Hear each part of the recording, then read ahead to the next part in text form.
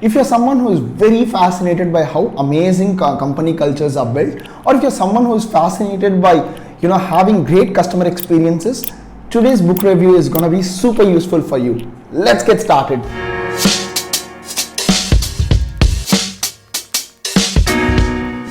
Hey folks, welcome back to my YouTube channel. I'm Praveen Ramesh, and on this channel we speak about non-fiction books, and I also speak about lessons that I'm personally learning by reading these books. I find it immensely useful. I hope you do too. As I said at the start, we are going to be speaking about a great company with even greater culture, or even a fascinating culture that they built. The book is Delivering Happiness by Tony Hsieh, the founder and CEO of Zappos. Right, so what amazed me about Zappos is when they came into this e-commerce space of selling shoes online, they weren't the first player to do that. Nor did they have the cheapest product in the market, but they had one of the most amazing customer experience that they delivered compared to their competitors, and that's what made them stand out. Right, so today I'm going to be speaking about my 4 observations on what enabled them to build this culture. Right, again, just a quick disclaimer before we get into summarizing these books and speaking about my learnings.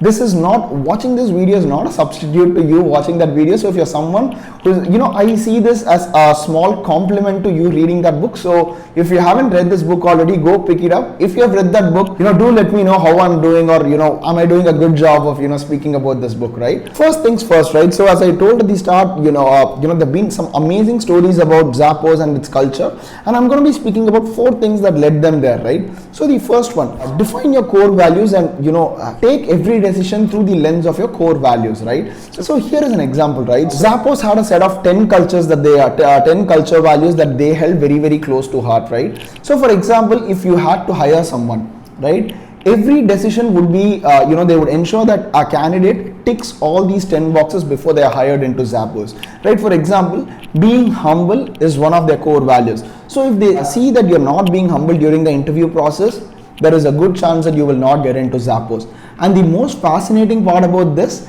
they hire people only if the culture committee during this interview approves their hiring, right? So they basically have a veto power. There are 2 interviews, right? So one is where they test your skills, one is where they see your cultural fit, and if in your cultural fit you don't get through, no matter how good your skill sets are, you're not going to be hired into Zappos. So this basically gives you a peek into how much they valued their culture, right? So in fact, Tony goes on to say, they hire people who you would love going out in the evening and having drinks, because he strongly believes that great ideas come in casual conversations when you're over a drink or a coffee, and not over serious conversations at office.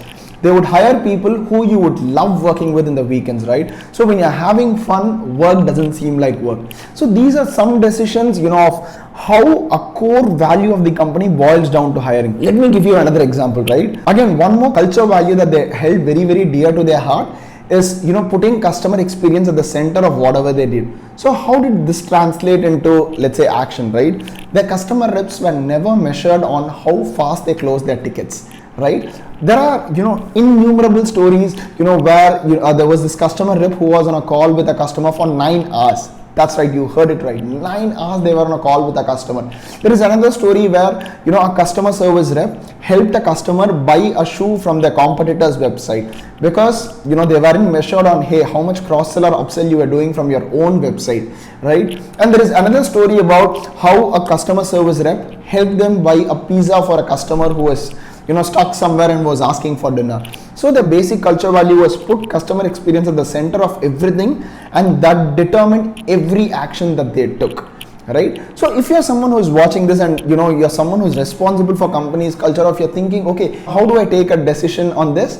A best way to move forward is define your core values and take every single decision, right from hiring to offboarding to everything in between. Make sure you see it from the lens of your culture value, and that's the only way your employees are going to live and breathe those culture. So that's point number 1. Define your core values and take every decision through those culture values.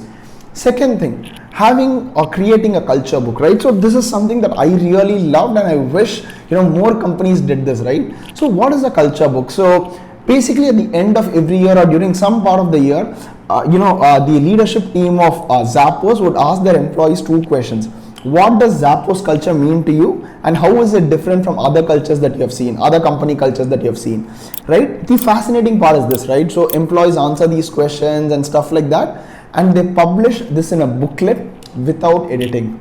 How cool is that, right? So what does it do? It encourages employees to speak up, and it also kind of helps people open up, right? So Tony Hsieh goes on to speak about how this put the management and leadership of Zappos in a very, very, let's say, accountable position, because of, let's say, someone from the sales team or someone from the marketing team says I was not rewarded, or I don't think I was treated fairly.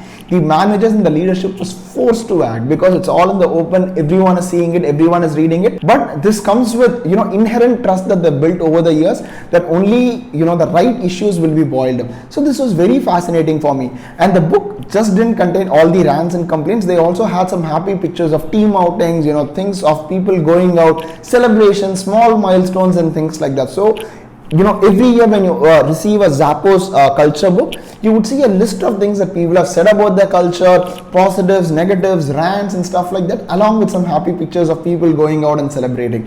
How awesome is that? And the best part about all this is it's available for on their website. Probably I'll try and link it in the description below. The third thing that I've personally felt that added a lot of flavor to their culture was onboarding everyone into the customer service team, right? Irrespective of the position that you are hired in, irrespective of the seniority that you are hired in, irrespective of the team that you are in, everyone starts with customer service. So what does it really do, right? So let's say if you're someone from the legal team or someone from the finance team, right? Just being in customer service for 2 weeks, going through or seeing the customers' pain points and seeing what customers are doing makes you realize how your job, let's say, makes the customer's life easier, right? So let's say I am someone from the legal team, I'm handling customer queries via email or chat, and someone comes back and tells me, hey, your legal term on the terms and conditions page is not that much clear. Hey, I'm not sure how this term works. Hey, I'm not sure how this works, and stuff like that. If I am a legal person, I would ensure that I dumb down a lot of things that I write on the legal page to ensure that the customer understands it well.